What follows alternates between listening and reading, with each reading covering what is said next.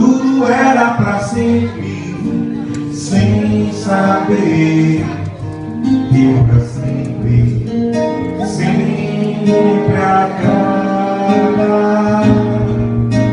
Mas nada vai conseguir mudar o que ficou. Quando pensa em alguém, só pensa em você. Aí então estamos bem. Os motivos pra deixar